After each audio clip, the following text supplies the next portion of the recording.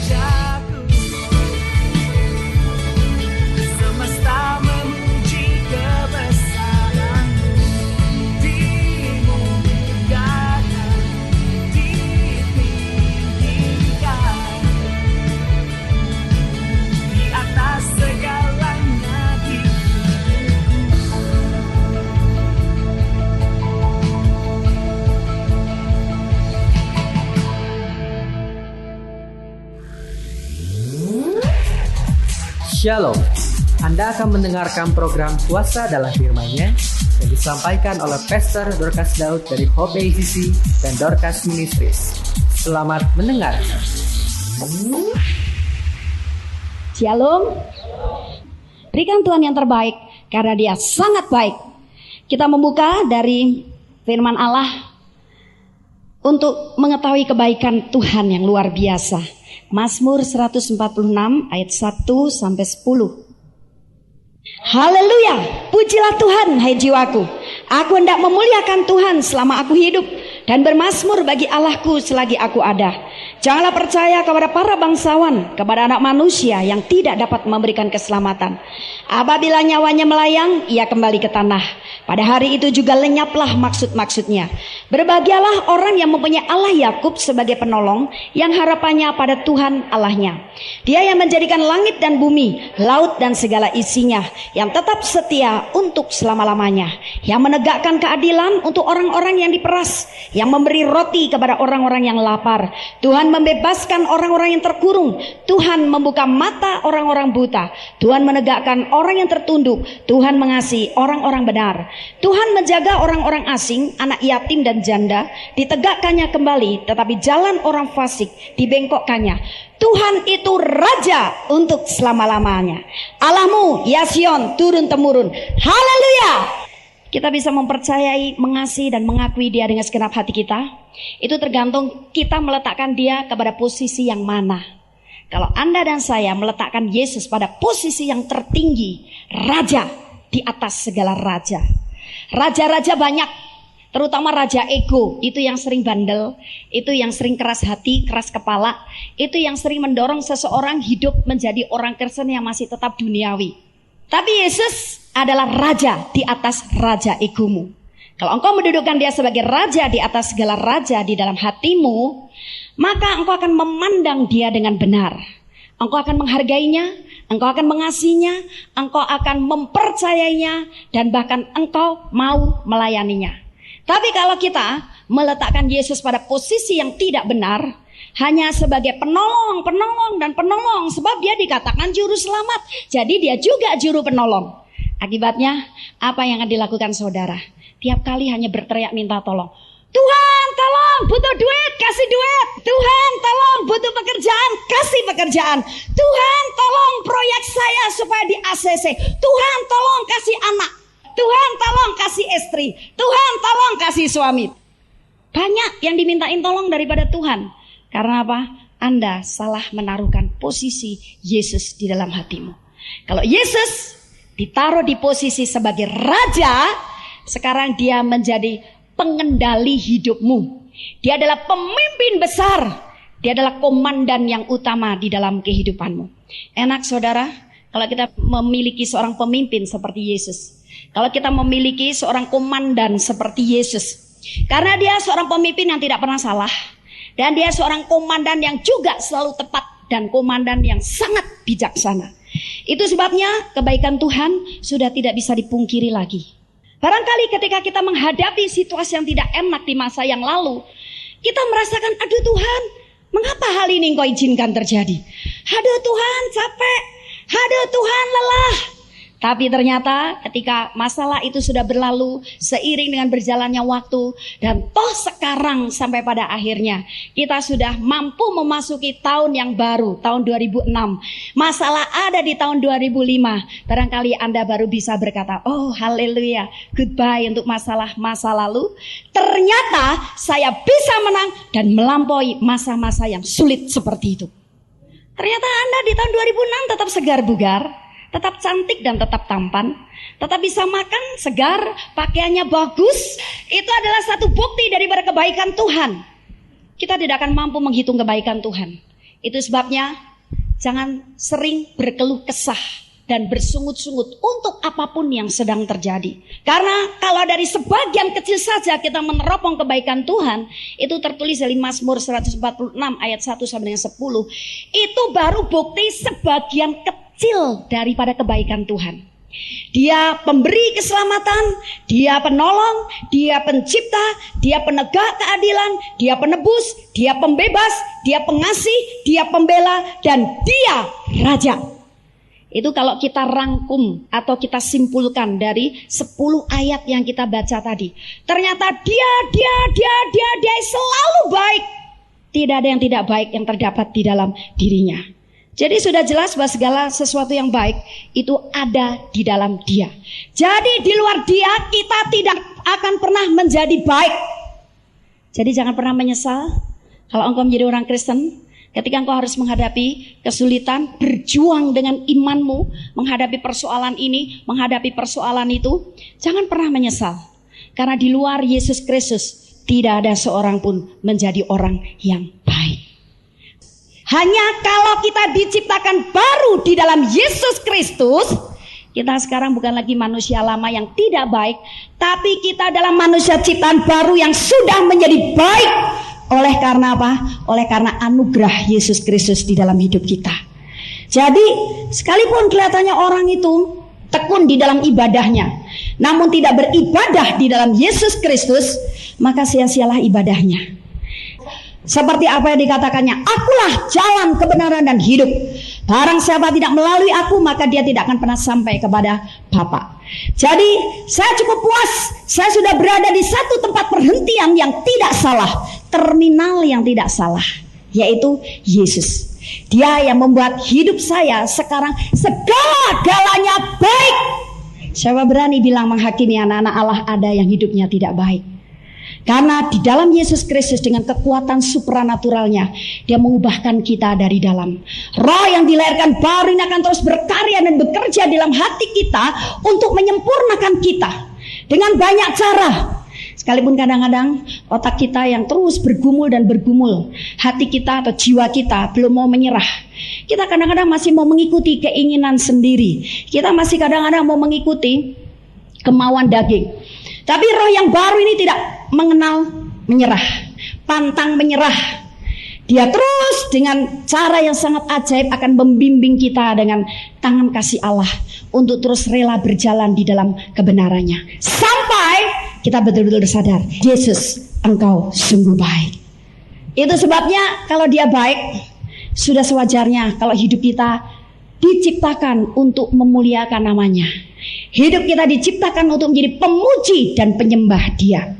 Jangan pernah kita mau ditipu oleh keadaan dan situasi yang sedang kita hadapi atau dunia hadapi. Tapi sekarang kita hidupnya harus dipengaruhi oleh Yesus. Karena di dalam Yesus selalu ada pengharapan. Di mana seseorang pikirannya penuh dengan perkara dunia, pasti selalu salah mikir tentang kehidupan. Karena semua berita dunia itu fata morgana. Semua berita dunia itu adalah reaksi daripada pekerjaan setan-setan. Jadi kalau kita hanya mengimport berita-berita dari dunia, itu sebabnya otak kita penuh dengan sampah. Dan ketika otak kita penuh dengan sampah, maka cara berpikir kita akhirnya juga dikuasai oleh sampah-sampah itu.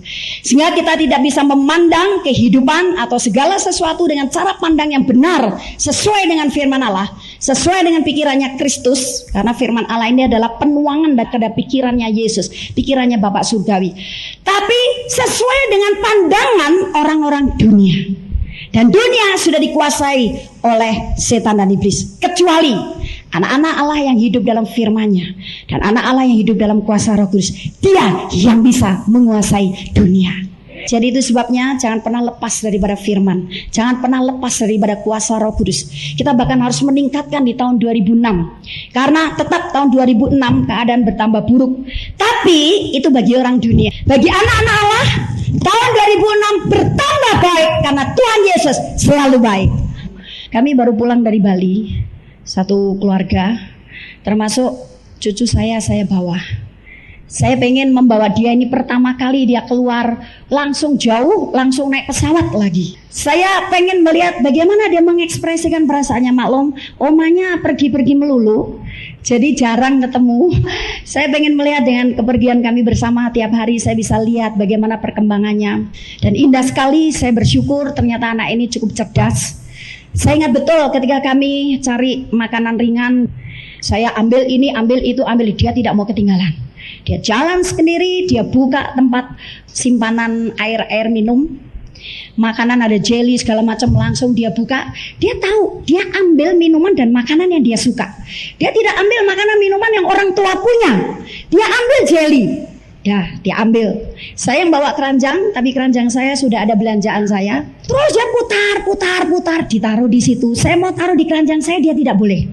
Ternyata dia putar-putar itu apa? Dia lihat saya belanja pakai keranjang, mengapa dia belanja tidak pakai keranjang? Jadi waktu lihat ada keranjang warna biru seperti punya saya, langsung diambil walaupun bawanya sampai karena keranjang dan anaknya lebih gede keranjangnya. Langsung begitu dia dapat keranjang itu, pinter juga. Itu makanan sudah saya taruh di keranjang saya. Padahal keranjang saya sudah penuh dengan makanan, minuman yang lain. Tapi barang mana, belanjaan mana yang dia ambil? Dia tidak mau ambil belanjaan saya. Yang dia ambil belanjaan dia. Dia ambil jelinya taruh di situ, dia ambil minumannya taruh di situ, sudah melenggang. Dia jalan ke tempat kasir mau bayar. Tapi saya menyaksikan, aduh betapa indahnya Tuhan itu menciptakan seseorang dengan teliti, dengan begitu cermat. Dari bayi yang dulu ketika saya baru pelayanan, saya nengok dia baru lahir, aduh bisanya cuma nangis, pipis nangis, tidak bisa bobok nangis, kedinginan nangis. Tiba-tiba sekarang bisa belanja sendiri. Sampai saya berkali-kali bilang sama mamanya, heran ini anak kok tahu-taunya belanja yang diambil punya dia gitu loh. Punya saya tidak mau diambil. Yang dibawa ke tempat kasir juga punya dia, pakai keranjang dia. Berarti dia sudah bisa memberi perhatian. Otak disempurnakan oleh Tuhan begitu rupa. Ini adalah salah satu bukti kecil daripada kebaikan Tuhan. Termasuk otak saudara. Itu adalah otak yang terus diberi perhatian oleh Tuhan supaya otak saudara sekarang untuk dipakai memikirkan hal-hal yang baik, hal-hal yang positif. Karena segala sesuatu yang baik, segala sesuatu yang positif itu berasal dari pikiran Kristus, bukan dari dunia. Tapi kalau Anda serahkan pikiranmu untuk menampung perkara-perkara dunia, jebol itu otak. Nah, jadi saudara, saya selalu merenungkan setiap kali hal-hal dari yang paling sederhana sampai hal-hal yang barangkali pekerjaan yang spektakuler. Mengapa? Segala sesuatu saya selalu kaitkan dengan Tuhan. Dengan demikian, saya makin mengasihi Dia, saya makin mengenal Dia, saya semakin sadar Tuhan itu sangat baik. Jadi ketika kesadaran saya kebaikan Tuhan itu luar biasa, tidak bisa kita hitung, tidak bisa kita nilai. Oh, saya begitu rela memberikan segala sesuatunya untuk Tuhan. Bahkan yang paling berharga adalah hidup saya. Hidup saya sekarang bukan saya memiliki, tapi Tuhan yang memiliki. Dan ketika Tuhan memiliki hidup saya, Dia berkuasa menjadi raja atas hidup saya. Semua menjadi beres. Tapi kalau Anda masih merajai hidupmu sendiri, oh, tidak bisa. Aku masih muda. Aku harus cari duit sebanyak-banyaknya, ngumpulin duit banyak-banyak, supaya kalau aku sudah punya duit, ada pegangan untuk hari tua. Nah, nanti hari tua saya baru menyerahkan hidup untuk Tuhan. Karena apa? Sudah ditolak dari perusahaan ini dan perusahaan itu, sebab sudah tidak punya tenaga. Otak saja untuk mikir sudah lamban, pelupa melulu. Akhirnya Tuhan diberi sisanya. Padahal ketika duit sudah terkumpul dan kau memeras tenaga, memeras keringat untuk mengumpulkan uang itu, tiba-tiba saja seperti kisah seorang yang sangat kaya raya. Begitu kayanya sampai wah, warisannya kalau ditinggalkan untuk anak cucunya tak ternilai harganya. Tapi suatu saat dia sakit. Dan ketika dia sakit, dia berharap dengan uangnya dia bisa pergi ke dokter ini, dokter itu, spesialis ini dan spesialis itu. Membayar berapapun dia sanggup asal dia sembuh. Dan akhirnya dia ambil keputusan segala cara pergi ke dokter ini dan dokter itu, dari spesialis tubuh bagian luar sampai spesialis tubuh bagian tengah sampai spesialis tubuh bagian dalam. Nah, semua didatangi dan dia berkata, berapapun biaya yang harus saya keluarkan untuk kamu menyembuhkan saya, mengobati saya berani bayar harga. Oke. Tahu tidak saudara, sebenarnya seseorang kadang-kadang seperti dijadikan kelinci percobaan oleh dokter. Karena seperti apa yang saya katakan tadi, pekerjaan manusia sebagus dan serapi mungkin tidak sesempurna hasil karya Allah sendiri. Jadi sekalipun dokter itu mau dibayar berapapun, karena untuk bayar dokter sekian ratus juta pun hartanya tidak akan habis. Tapi ternyata tunggu dari bulan ke bulan, tak ada satu orang pun dokter baik di dalam negeri maupun luar negeri yang bisa menyembuhkan dia 100%. Bahkan makin hari makin buruk keadaannya, makin hari makin buruk keadaannya. Disitulah di tempat pembaringan dia tidak bisa bergerak apa-apa, tapi rasanya masih pengen hidup. Dia baru sadar, oh ternyata uang tidak bisa menjamin hidup saya.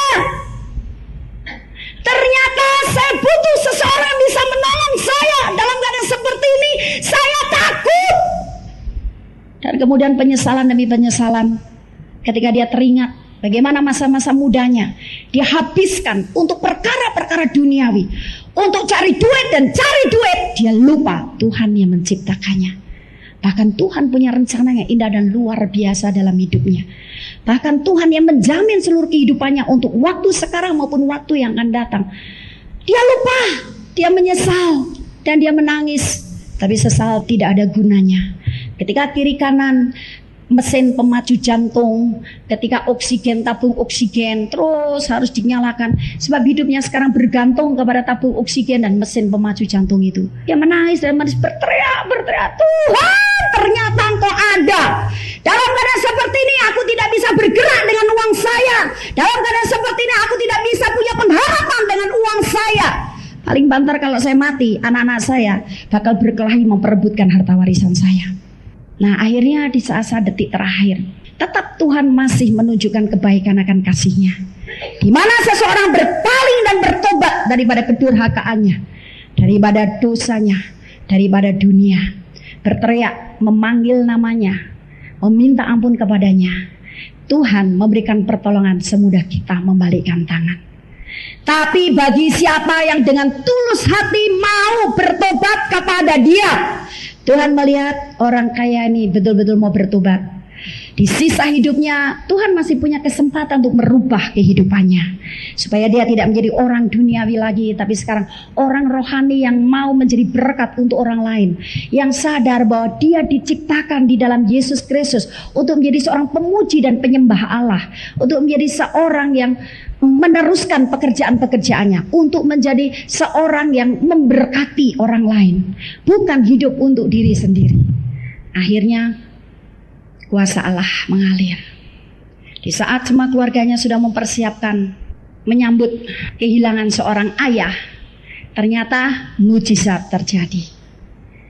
Jantungnya berdetak dengan lancar. Ketika oksigennya dilepas, ternyata dia mampu bernafas dengan baik.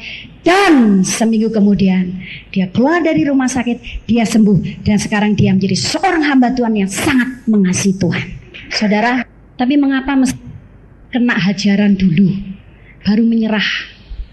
Mengapa tidak ketika kita sadar bahwa sebetulnya saya itu tidak ada, tapi karena campur tangannya Allah, saya ada di dunia ini. Harusnya sejak saat itu dia harus mencari penciptanya yang sesungguhnya. Dan ketika menemukannya, langsung berpegangan erat kepada penciptanya, Yesus Kristus. Bertobat kepadanya dan menyerahkan hidup untuk Tuhan. Masalah duit bagaimana Ibu? Emang hamba Tuhan tidak butuh duit? Oh butuh, saya tidak munafik. Tapi perkara duit itu adalah bukan urusan kita. Itu adalah urusannya Tuhan. Tuhan mengalirkan berkat, mengalirkan duit. Dia sudah begitu rapih dan dia mengetahui channel-channel salurannya yang tepat untuk mengalir kepada alamat yang tepat. Dan kalau alamat itu adalah saudara, maka uang itu tidak akan lari kemana-mana, jatuh ke tangan Anda dan Anda diberkati. Tapi yang nomor satu adalah kenalilah Tuhanmu yang menciptakan engkau, bahkan sekarang sebagai penebusmu. Dia menjadikan kau manusia baru, di mana manusia baru itu harus menggenapi rencana Allah dalam hidupnya. Dan rencana Allah ini terdiri dari 5 hal. Kita akan membuka terlebih dahulu Matius 22 ayat 37.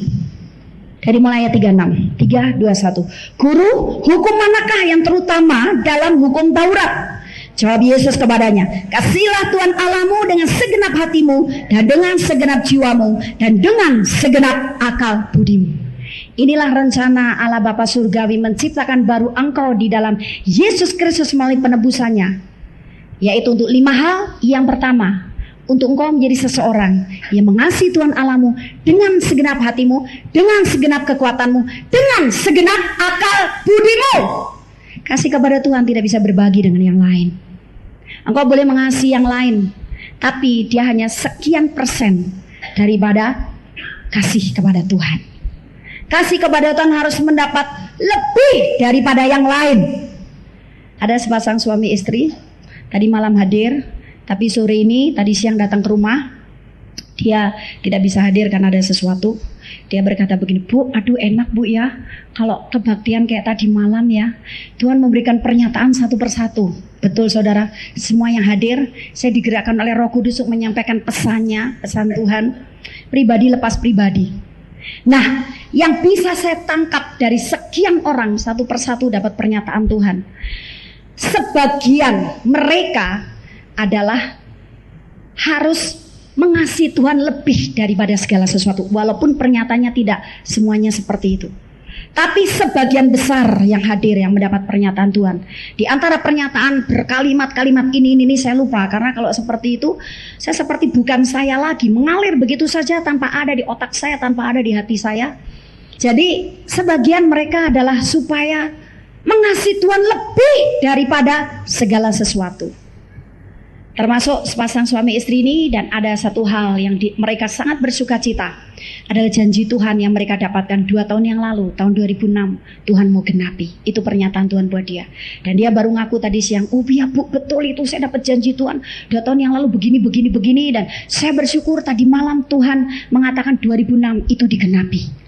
Nah saudara, dari pengalaman ini menunjukkan bahwa mengasihi Tuhan itu harus lebih daripada yang lain, walaupun kita masih tinggal di dunia. Apakah bisa? Bisa. Karena mengasihi Tuhan itu bukan hanya ekspresi cinta-cintaan seperti sepasang muda-mudi kalau lagi waduh jatuh cintrong ya, lupa waktu, kata-kata wah mengumbar kemana-mana, lupa orang tua lewat saja tidak kelihatan. Bukan seperti itu, tapi kasih kepada Tuhan. Yang lebih daripada ekspresi seperti itu adalah mengasihi Dia melalui menjadi seorang penyembah yang sejati.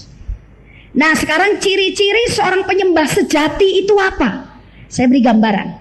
Kalau seorang menyembah kepada Kuan Im, berarti dia percaya kepada Kuan Im. Sekarang kalau seseorang menyembah Tuhan Yesus, berarti dia harus percaya 100% kepada Tuhan Yesus. Tahun 2006 imanmu harus bulit, lek. Jangan ada lonjongnya kepada Tuhan Yesus.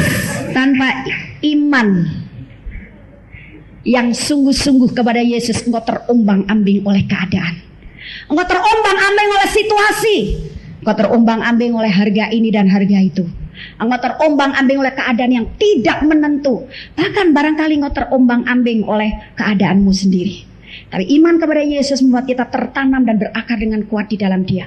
Oh, Yesus tak pernah bisa terombang-ambing keadaan. Dia teguh di dalam Bapaknya, dia teguh di dalam pegang janji. Dia Tuhan yang sangat bertanggung jawab dan konsekuen.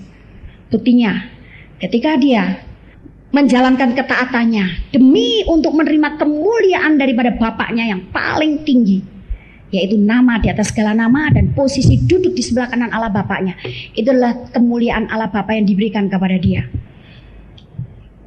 Dia harus menghadapi keadaan yang harusnya bisa mempengaruhi dia, harusnya membuat hati dan pikirnya bisa terombang-ambing. Bayangkan saja, dia tidak pernah berbuat jahat, dia tidak pernah melukai orang lain, dia tidak pernah merugikan orang lain. Tapi orang lain terus mencemooh dia, menolak dia. Dari mulai dia ada di dalam kandungan sudah ditolak oleh manusia. Maria itu punya wanita yang paling menderita ketika dia mengandung Yesus, karena seluruh orang di kampungnya tahu bahwa dia masih perawan, belum menikah dengan sah dengan Yusuf, baru dalam status bertunangan. Ternyata perutnya sudah berisi. Apa kata orang? Saya tidak usah berkomentar, pasti Anda lebih bisa ngomong daripada saya. Apalagi perkataannya itu sudah pasti. Dia lahir jadi masalah juga. Kemudian dia mulai dewasa, dia mulai mendapat pewahyuan untuk menyampaikan kebenaran, jadi masalah. Orang-orang Farisi marah, ahli Taurat naik pitam, dan mereka berusaha untuk mencelakai Yesus. Ketika dia menyembuhkan orang sakit, ketika dia memberi makan 5.000 orang, semua bisa makan kenyang. Yang kerasukan setan bisa terlepas dari setannya, yang buta bisa melihat, yang timpang bisa berjalan. Tapi tahu mereka juga yang akhirnya bilang, salibkan dia, salibkan dia, salibkan dia. Ketika Yesus dibawa di depan imam besar Kayafas, loh, apa salah dia?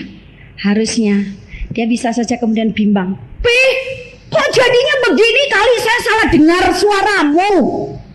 Seperti orang Kristen sekarang, ketika dia menghadapi tantangan, padahal tadinya dia berjalan dengan imannya yang mantap, tapi ketika sekitarnya sepertinya tidak mendukung dia sepenuhnya, hatinya mulai bimbang. Padahal ketika dia mulai melangkah dengan iman, wah, dengan pasti, dengan jelas sekali dia bilang, pokoknya Tuhan suruh saya begini, pokoknya Tuhan suruh saya melayani. Haleluya, full timer lagi.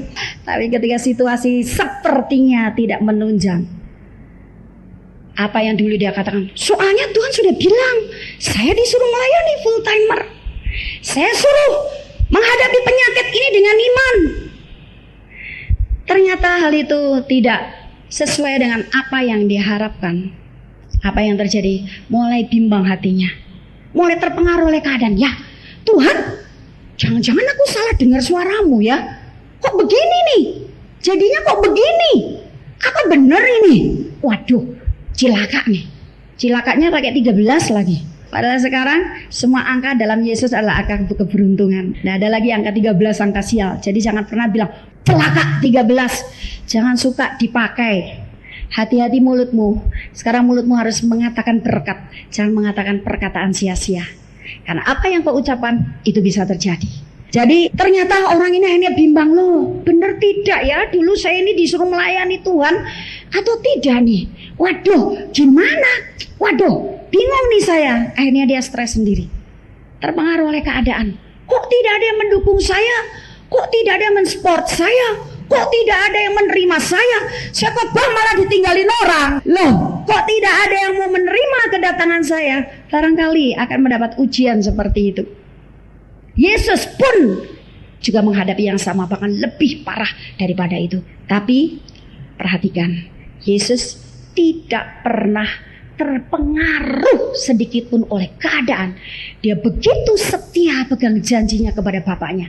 Dia begitu percaya kepada Bapaknya. Percayanya bulat. Iman kepada Yesus Kristus harusnya adalah iman yang sanggup mengalahkan dunia dengan masalahnya. Tapi iman yang seperti apa? Iman yang sungguh-sungguh kepada Dia. Jangan pernah kau berbagi kepercayaanmu kepada yang lain, tapi biar kau mempercayai Dia 100%. Masalah apa saja, masalah anakmu, masalah keuanganmu, masalah pekerjaanmu, masalah jodohmu, masalah rumah tanggamu, masalah sekolahmu, sambil mengerjakan tugas-tugas yang menjadi tanggung jawab kita, minta dipimpin oleh Dia sebagai Raja di dalam hatimu. Jadi percaya itu bukan percaya yang pasif. Adalah Tuhan kan tahu, nggak usah berdoa lah, Tuhan kan tahu. Ayo doa, kamu kan mau ulang. Oh, Tuhan kan tahu soalnya. Iya, Tuhan tahu soalnya, tapi kamu tak tahu soalnya. Jadi harus tetap belajar. Ayo toh, mbok kerja masih muda. Oh, Tuhan kan tahu aku butuh duit. Tuhan kan tahu aku butuh duit. Tapi nongkrong saja sambil ngerokok, klesas. Anak istri mau dikasih makan apa? Nggak mau kerja, entah kerja dalam pelayanan, entah kerja sekuler, kerja itu umum sekali, sambil menanti bintang jatuh dari langit. Itu adalah iman yang salah. Iman yang benar adalah mengerjakan tanggung jawabmu dengan tulus hati, sambil minta dipimpin oleh Tuhan, dan percaya engkau pasti berhasil. Kalau mau menjadi hamba Tuhan yang berhasil, seriuslah menjadi hamba Tuhan. Jangan tanggung-tanggung, kepala basah. Orang yang kena hujan separuh badan, cuma kepala tok pusing. Tapi begitu dia hujan, tidak hanya kepalanya yang basah, langsung di bawah corong air rumah barangkali, langsung di situ dia mandi air hujan, malah tidak pusing, tidak masuk angin. Karena apa? Basah sekalian. Sama dengan seseorang, iman yang tanggung-tanggung akan mencelakakan engkau, tapi iman yang sepenuhnya akan membuat engkau berkemenangan. Masuki tahun 2006 dengan kasih kepada Dia melalui imanmu yang sempurna kepada Tuhan. Hal yang kedua, Matius 22. Ini hal yang kedua yang dikehendaki oleh Allah kepada kita sebagai manusia ciptaan baru di dalam Yesus Kristus, dalam rangka menggenapi rencananya. 39. Dan hukum yang kedua yang sama dengan itu ialah kasihilah sesamamu manusia seperti dirimu sendiri.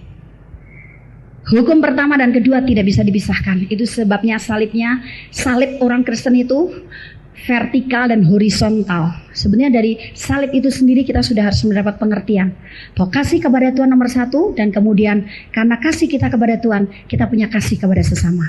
Sekarang kasih kepada sesama itu apa yang harus kita lakukan? Di sini dikatakan seperti engkau mengasihi dirimu sendiri.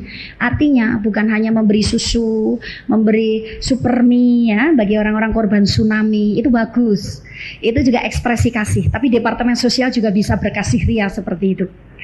Nah, kasih di dalam kita adalah kasih supranatural. Artinya, kalau kita mengasihi sesama kita manusia, kita harus rela menjadi pelayannya. Oi, enak.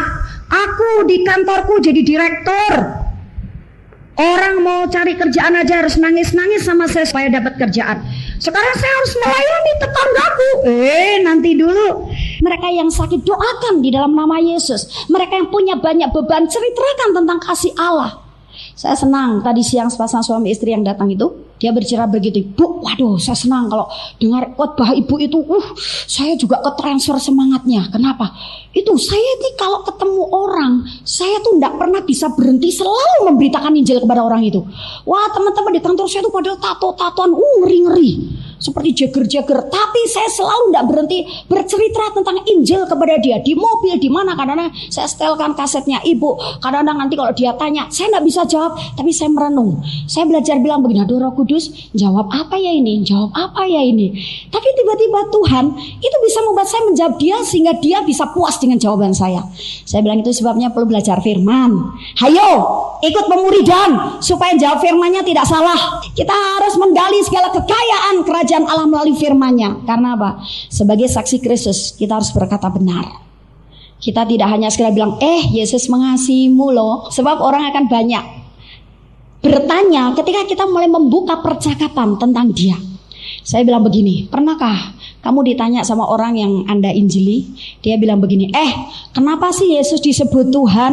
Oh iya Bu, nah itu kenapa itu? Aku belum bisa jawab itu, masih saya jadikan PR. Yesus disebut Tuhan karena dia bangkit dan hidup dari kematian. Jadi Anda sebagai orang Kristen juga harus bisa menjawab. Semua orang yang membawa ajaran agama semua punya tujuan mendidik manusia jadi orang baik.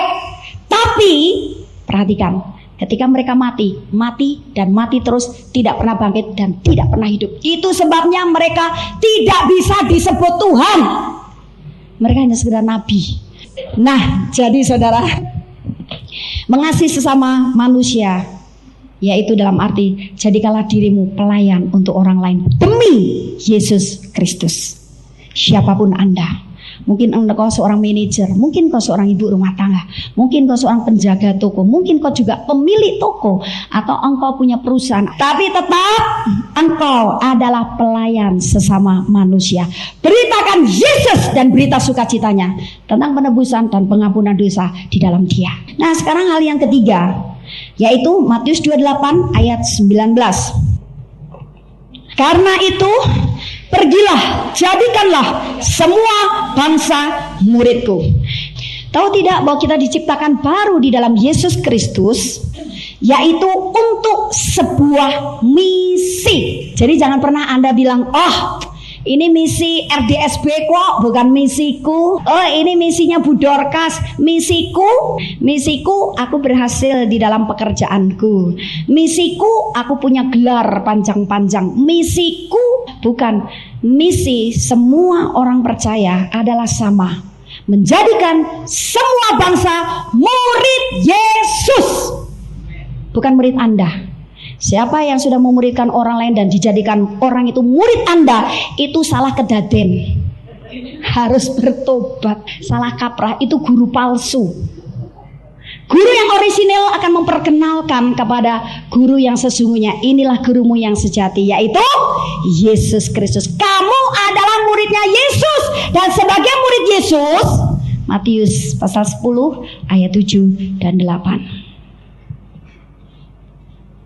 Pergilah, dan beritakanlah kerajaan sorga sudah dekat. Sembuhkanlah orang sakit, bangkitkanlah orang mati, tahirkanlah orang kusta, usirlah setan-setan. Kamu telah memperolehnya dengan cuma-cuma, karena itu berikanlah pula dengan cuma-cuma. Nah, jadi sebagai murid Yesus ini yang harus dikerjakannya. Itu sebabnya kita dipilih oleh Allah untuk menjadi murid Yesus, guna memuridkan orang lain. Itu berarti melakukan sebuah misi. Jangan buat orang itu melekat kepada kita, tapi lekatkanlah dia kepada Yesus. Dan baptislah mereka dalam nama Bapa dan Anak dan Roh Kudus. Melalui baptisan, seseorang sebetulnya didaftarkan sebagai anggota keluarga yang baru di dalam kerajaan Allah. Dan sesudah dibaptis, seseorang sebetulnya sekarang sudah menjadi warga negara kerajaan Allah. Dia punya keluarga yang baru di dalam Yesus Kristus. Siapa keluarga yang baru dalam Yesus Kristus? Dia adalah gerejanya. Jadi jangan alergi untuk bertumbuh di dalam satu wadah gereja. Karena gereja itu adalah tubuh Kristus, dan kepala gereja itu adalah Yesus Kristus sendiri. Seperti tubuh manusia mempunyai banyak anggota, ada tangan, ada kaki, ada mata. Anggota tubuh Kristus atau gerejanya itu juga mempunyai banyak anggota. Nah, ketika Anda dan saya dibaptis atau membaptis orang lain, mendorong orang untuk dibaptis, mereka sudah masuk menjadi keluarga Allah, warga negara kerajaan Allah. Mereka harus bergabung di dalam tubuhnya, yaitu gerejanya. Sampai kapan? Sampai dia tertanam, berakar dengan kuat, dan bertumbuh sampai menghasilkan buah. Jadi tidak seorang Kristen pun yang harus lepas daripada tubuhnya. Karena sejak saat itu kita punya keluarga yang baru, keluarga Allah. Kita punya Bapak yang orisinal, yaitu Allah Bapa. Kita punya Ibu yang orisinal yang melahirkan kita secara rohani, yaitu Ibu Roh Kudus. Makanya Roh Kudus itu fungsinya seringkali seperti seorang ibu. Dia menghibur, dia memberi perasaan nyaman, aman di dalam kita. Dia mengajar, dia membimbing. Jadi kita punya ibu yang baru, yaitu Ibu Roh Kudus. Dan kita punya kakak yang baru, yaitu kakak Yesus. Jadi Anda yang kurang kasih sayang orang tua di dunia, jangan ngutukin ayah ibumu. Bisanya melahirkan, tapi sekarang tidak bisa mengasihi saya. Kenapa dulu bikin anak? Tidak usah menyesali, tidak usah mengutuki orang tuanya. Tapi sekarang bersyukur, oh haleluya. Toh aku masih punya Bapak, yaitu Bapak Surgawi. Aku punya Mami Roh Kudus. Aku punya Kak Yesus. Jangan pernah merasa loneliness atau kesepian. Umpamanya sudah berumah tangga, suami tidak perlu memperhatikan, engkau jangan merasa frustrasi dan engkau menyesali pernikahan itu. Ketahuilah bahwa Yesus selain menjadi kakakmu, dia juga berkata, akulah Tuhan Allah penebusmu yang menjadi suamimu. Untuk para pria, engkau pun juga calon pengantin perempuan Yesus. Jadi engkau tidak sendiri, engkau punya satu keluarga yang luar biasa. Apalagi kalau anggota keluargamu di dunia ini semuanya sudah di dalam Tuhan. Tidak kurang-kurang harusnya engkau bersyukur kepada dia. Oh Tuhan baik, papa mama itu sudah bertobat melayani lagi. Kakakku juga sudah pada bertobat melayani lagi. Jangan ada perasaan saling tolak dan saling menolak. Barangkali terjadi satu kesalahan faham, kesalahan pola pikir, perbedaan pendapat, tapi kita tetap satu di dalam Yesus. Nah, jadi baptisan itu membuat kita harus sadar menjadi keluarga Yesus Kristus. Matius 28 ayat yang ke-20, ini hal yang terakhir. Dan ajarlah mereka melakukan segala sesuatu yang telah kuperintahkan kepadamu. Dan ketahuilah aku menyertai kamu senantiasa sampai kepada akhir zaman. Yang kita ambil adalah perintah tentang ajarlah mereka. Artinya bahwa kita harus menyadarkan orang lain atau menyadarkan diri sendiri bahwa kita diciptakan baru di dalam Yesus Kristus untuk menjadi serupa dengan dirinya. Itu sebabnya yang diajarkan yang dari Yesus, jangan dari dunia. Kamu besok ulangan ya. Oh, ulangan apa? Matematika. Wah, saya enggak apa nih rumusnya. Oh, enggak apa-apa, tulis aja di paha. Itu dari dunia. Jangan diajarkan. belajar dari Yesus supaya kita menjadi serupa dengan Dia. Tanpa menjadi serupa dengan Yesus, maka kita tidak dikenal oleh Dia. Jadi mau tidak mau, ranting yang membuat kita tidak berbuah harus rela dipotong. Memang ketika dipotong sakit, aduh, tapi ketika sudah dipotong kita lepas, ternyata enak ya, enggak ada yang ganjel-ganjel di sini. Oh enak, sekarang saya larinya. Jadi saudara, perumpamaan tentang pohon anggur yang rantingnya tidak bisa berbuah mau dikerat dipotong oleh Yesus, itu betul-betul untuk menyempurnakan Anda dan saya supaya seperti Dia berbuah banyak dan makin banyak, baik menghasilkan buah roh, buah pertobatan, dan buah pelayanan. Nah, 5 hal ini adalah rencana Tuhan yang ditujukan buat Anda dan saya yang sudah diciptakan baru dalam Yesus Kristus. Karena manusia ciptaan baru itu untuk apa? Efesus 2 ayat yang ke-10. Karena kita ini buatan Allah, diciptakan dalam Kristus Yesus untuk melakukan pekerjaan baik yang dipersiapkan Allah sebelumnya. Ia mau supaya kita hidup di dalamnya. Jadi 5 hal tadi kalau kita rangkum, itulah perbuatan baik yang ditugaskan kepada Anda dan saya sebagai tanggung jawab penuh untuk kita lakukan sesudah kita diciptakan baru di dalam Yesus Kristus. Tidak bisa mengelak dan tidak bisa mengingkari kalau engkau mau dikenal oleh Dia. Dalam Efesus 5 ayat 15 di situ dikatakan, karena itu perhatikanlah dengan saksama bagaimana kamu hidup. Janganlah seperti orang bebal, tetapi seperti orang arif. Jadi kita harus hidup sebagai orang yang arif. Arif itu adalah bijaksana.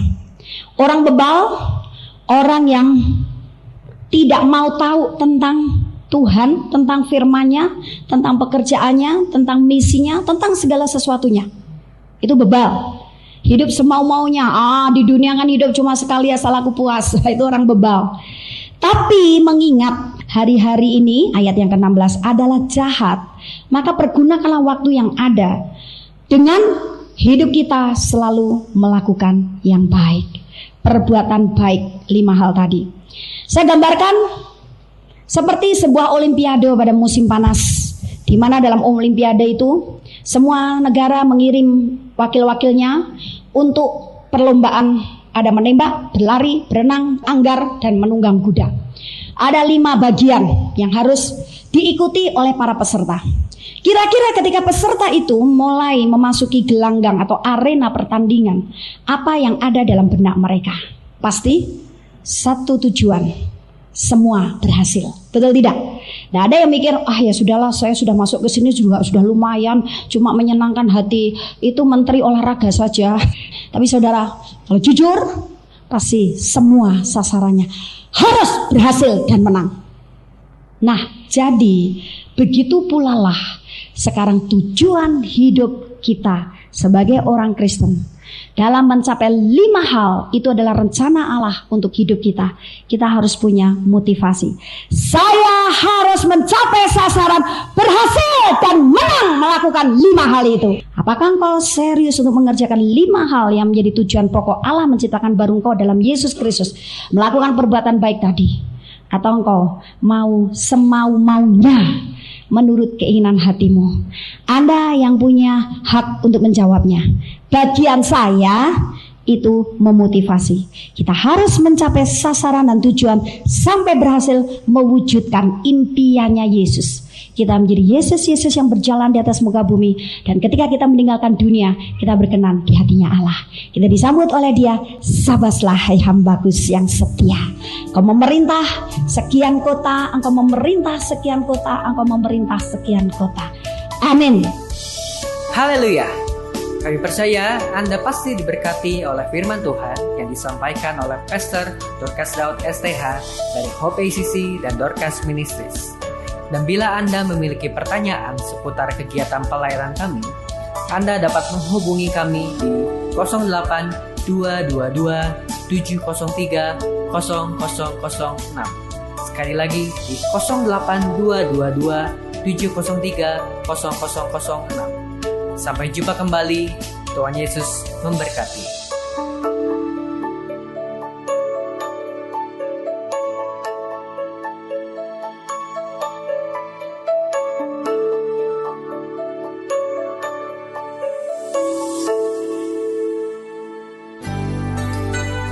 Demikianlah firman Tuhan yang berkuasa telah kita dengar bersama-sama. Dan kami percaya Anda sangat diberkati.